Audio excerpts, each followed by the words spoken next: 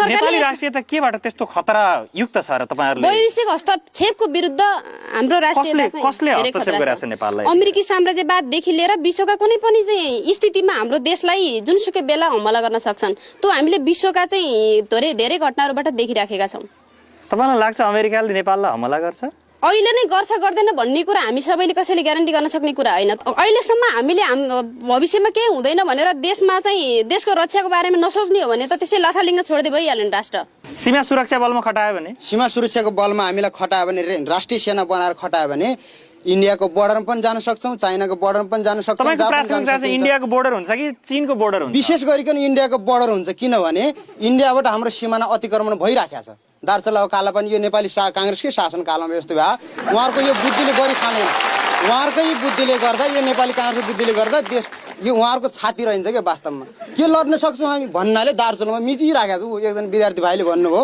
मेरो अंकलको जग्गा मिच्यो dozer लगाइदियो Indian बन्छन् भने बस हैन भने जा भन्दियो यस्तो खालको चाहिँ एकदम दुर्भाग्य नेपाली नेवलपरासीको सुस्ता दार्चुला कालापानीतिर छ यस्तो खालको अवस्थामा हामी चाहिँ यतै जान्छौं बरु सुरक्षा गर्न तर प्रकाशजी हजुर तपाईलाई सीमा सुरक्षामा पनि पठाएन त्यतिखेरको सरकारले सडक बनाउन पठायो भने जानुहुन्छ यसको लागि त मैले दुईवटा भनिसकेको छु सुरक्षा र विकासको लागि पनि जान्छु म तयार छु हस् धन्यवाद प्रकाशजी मेरो नाम सुनिता गौतम सिर्जना हो मुख्य गरी 10 वर्ष हामीले लड्यौं र यो 10 वर्षको बीचमा हामीले राष्ट्रियताको हितको निमित्त राष्ट्रियताको संरक्षणको निमित्त र जनताको हितको निमित्त हामीले संघर्ष गर्यौं र त्यो उद्देश्य जुन थियो हाम्रो पूरा भएको छैन त्यो उद्देश्य पूरा गर्नको निमित्त हजारौं हाम्रा साथीहरूले बलिदान गर्नुभएको छ त्यो बलिदानको जगमा टेकेर हामी राष्ट्रियताको रक्षाको निमित्त राष्ट्रिय सेनामा समावेश भएर अझै पनि हजारौंको संख्यामा आवश्यक परे राष्ट्रियताको निमित्त बलिदान गर्न तयार छौं नमस्कार मेरो नाम देवीप्रसाद ढकाल रविन्द्र हो र हामीसँग अहिले भएको सिप ज्ञान क्षमता पनि लडाईकै विषयहरू हुन् त्यो हिसाबले गर्दाखेरि हामीहरू लड्नै चाहन्छौं अथवा के सेनामा हामी जान चाहन्छौं तर तपाईहरु त राजनीतिक रूपमा प्रशिक्षित छन् सेना त त्यस्तो छैन नेपाली सेना त सेना पनि राज्यमा प्रशिक्षित हुन्छ किनकि यहाँ पहिलाको जुन अहिले हामीले भनेर नेपाली सेना पनि जुन राज संस्थाको चाहिँ जुन वकालत गरेर जुन बसेको थियो ऊ पनि त्यहाँ थियो प्रशिक्षित भन्दा हामी लडेका थियौं पार्टीको योजनामा देशको निम्ति हामी लडेका थियौं न कि हामी हाम्रो पार्टी छुट्टै देशको विरुद्ध हामी लडेका थिएनौं त्यो हिसाबले गर्दा पनि हाम्रो लडाई देशको पक्षमा थियो भनेदेखि हामी सेनामा जान चाहन्छौं यतिखेर तपाईहरु माओवादीको सेना भन्दै हुनुहुन्छ को प्रति वफादार हुनुहुन्छ तपाईहरु हामी यो तयारीमा बसिराखेको 10 वर्ष हामी नेकपा माओवादी प्रति वफादार रह्यौं र हामी यो अभ्यासमा छौं कि हाम्रो सम्झौतामा के उल्लेख छ भने नेपाली सेनाको लोकतान्त्रिकरण र माओवादी लडाकुहरूको चाहिँ व्यावसायिकरणको प्रश्न समायोजनको तयारीको निमित्त र नयाँ राष्ट्रिय सेनाको तयारीको निमित्त बनाइएको हो त्यसकारण हामी व्यावसायिकरण हुँदै राष्ट्रको नीति अनुरूप अगाडि बढ्नको निमित्त हामी तयारी त्यतिखेर तपाईहरु प्रचण्ड प्रति वफादार हुनुहुन्छ हामी राष्ट्रप्रति हुन्छौं राष्ट्रपति प्रति अथवा नेपाल प्रति कांग्रेस सरकार आयो भने हामी नेपालको राष्ट्रिय नीति जे हुन्छ त्यो अनुरूप आफूलाई वफादार ठान्छौं त्यति बेला तर अहिलेसम्म सरकारको जुन अघिल्लो सरकारको जुन व्यवहार थियो त्यो अनुरूप चाहिँ हामीले आफूलाई सरकारी अथवा राष्ट्रको भनेर अनुभूति गर्न सकेनौं तर यो हाम्रो क्यान्टोनमेन्टको बसाइ त्यसैको अभ्यास हो हस् धन्यवाद तपाईको विचारका लागि म जितनारायण श्रेष्ठ म नेपाल विद्यार्थी संघ चितवनको जिल्ला अध्यक्ष मेरो घर शक्तिखोर पर्छ अब 20000 भन्ने गरिन्छ 20000 सेनाहरूले वास्तवमा यो देशको मुक्तिको लागि भन्दा पनि उहाँहरुको पार्टीको निर्देशन अनुसार पार्टीले जे भन्यो त्यो गर्दै अहिलेसम्म आउनुभयो त्यो कारणले के हो भने माओवादीका सेनाहरूलाई पार्टीको कुन तहमा छन् प्रमोसन गर्दा हुन्छ हाम्रो आपत्ति छैन गाउँ समितिमा छ भने जिल्ला समितिमा लगे हुन्छ हाम्रो आपत्ति छैन हामी उहाँहरुको पार्टीका कार्यकर्ताले कसरी सेना समायोजन गर्दा चाहिँ केमा आपत्ति रह्यो त त्यसो भए हाम्रो आपत्ति के हो भने कुनै एउटा पार्टीका कार्यकर्तालाई यदि सेनामा लाँदै गर्ने हो भने सेना करिब 1 लाख जुन सेना नेपालमा छ यही सेनालाई कमरेड प्रचण्डकै भन्ने अनुसार धेरै भयो भनेर उहाँहरूले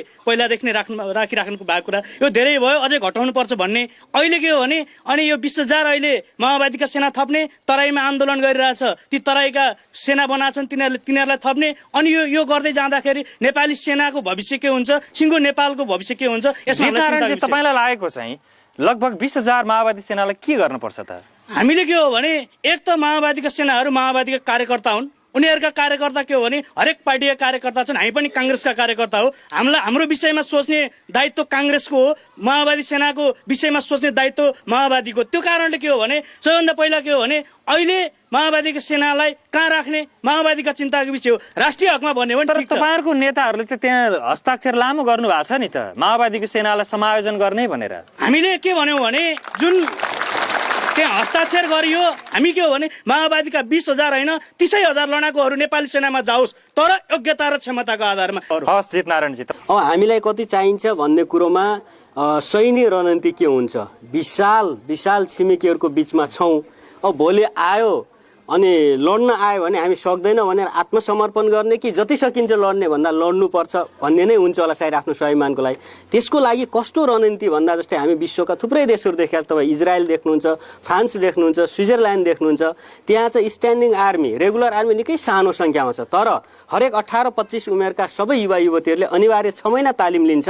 सबै सेना देशलाई आइपर्यो। सेना चाहिँ कति जति चाहिन्छ हो, हामीलाई हाम्रो अध्यक्ष कमरेडले अहिले प्रधानमन्त्रीजीले 20,000 देखि 30,000ले पुग्छ भन्नुभएको थियो। त्यसको लागि एउटा राजनीतिक सहमति बनाएर हामी गरिब देश छौँ, धेरै आर्थिक व्यवहार बेहोर्न सक्दैनौँ। ठुलो रकम चाहिँ विकास निर्माणमा जनताको पक्षमा जाओस्, सेना सानो सङ्ख्यामा होस्। तर फेरि हाम्रो देश कसैले मिच्न आयो भने त लड्नु त पर्यो, देश बचाउनु पर्यो, घर बचाउनु पर्यो। के गर्ने भने सबै नागरिकमा त्यो चेतना दिनको लागि 18-25 उमेरका सबै युवा युवतीहरू आफूलाई सेना, आफ्नो देशको रक्षक ठान्नु पर्यो। त्यो खालको तपाईँहरूकोबाट पनि निश्चित सङ्ख्या घटाउने र नेपाली सेनाबाट पनि यति घटाएर तपाईँले भन्नुभएको जस्तो नियमित सेना बनाऊ भन्ने प्रस्ताव राख्न सक्नुहुन्छ? सक्छौँ। हामीले त पहिले वार्ताको सिलसिलामा पनि राखेको त्यस्तो प्रस्ताव आयो भने तपाईँहरू मान्नुहुन्छ? हामी मान्छौँ। विनय दत्त, तपाईँलाई त माओवादी सेनाले त कुखुराको चल्लाको मुटु भएको र कुम्भकर्ण जस्तो निधाएको भनिदिए नि।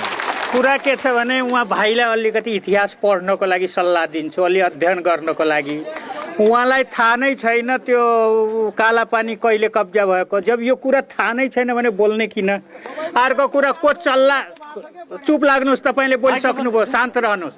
तपाईँ आफ्नो भनिसक्नुभयो। त्यस कारणले पहिला त अध्ययन गर्नुपर्छ। अध्ययन गरेर इतिहास थाहा पाउनुपर्छ। बोल्न पाएँ भनेर जेही बोलेर त्यसको कुनै अर्थ पनि हुँदैन। त्यस कारणले म भाइसँग बडा साग्रह अनुरोध गर्दछु, अलि इतिहास पढ्नुहोस्। अनि त्यसपछि के छ भने चल्लाको छाती त कसको छ त्यो त अब आउने टाइम बताउला, र अहिले अब थाहा हुँदैछ होइन।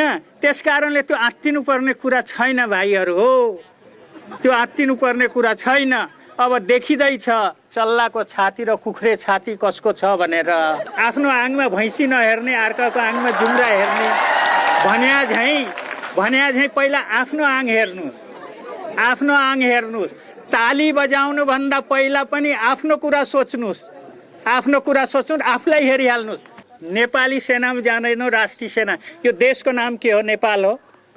नेपाल राष्ट्र हो। यस कारणले नेपाली सेना नै राष्ट्रिय सेना हो। यस कारणले यस्ता कुरा, कन्ट्रडिक्टी कुरा नगर्नुहोस् भाइहरू। यस्तो खालको विवाद कसरी समाधान होला त? कसरी अघि बढ्न पर्ला? हेर्नुहोस्, यस्तो खालको हेर्नुहोस्, पहिला त मैले सुरुमा भनेको थिएँ तपाईँहरूलाई विवाद छैन, किनभने पहिला 7 दलले बसेर एउटा सहमतिहरू